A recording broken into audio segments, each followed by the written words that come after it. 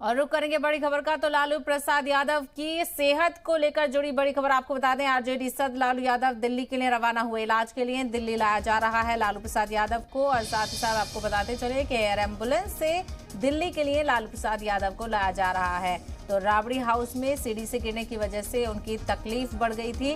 हालांकि पारस अस्पताल में उनका इलाज चल रहा था, लेकिन उनके कुछ इलाज दिल्ली में भी चल रहे हैं।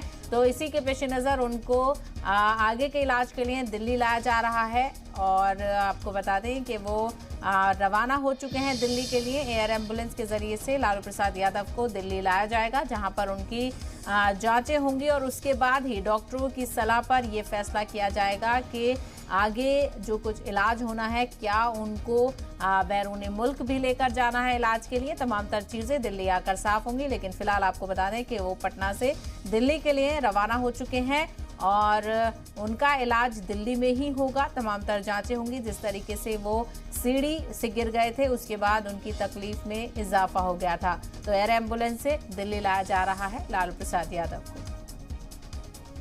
परेशान ना हो, इलाज हो रहा है, ठीक हो जाएंगे। ऐसा नॉर्मल हो गए हैं, ठीक है।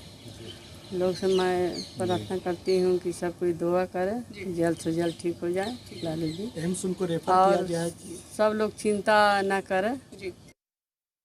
बेहतर इलाज के लिए एम्स में क्यों बेहतर इलाज हो सकता है, क्योंकि यहाँ के डॉक्टर हिस्ट्री जानते हैं लालू जी का, कार्डियक के हों या नेफ्रो के हों।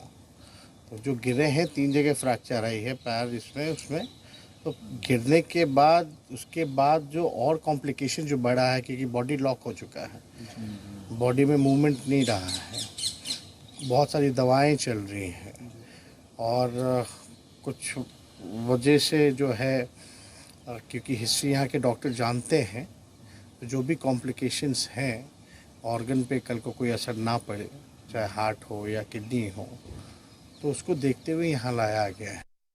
स्थिति ठीक ठाक है, बेहतर इलाज के लिए गए। बताया जा रहा है उनको सांस लेने में दिक्कत हो रही है, ये सब बताया जा रहा है। नहीं, जो उम्र के हिसाब से थोड़ा बहुत, लेकिन बहुत परेशानी नहीं है, बेहतर स्वास्थ्य के लिए।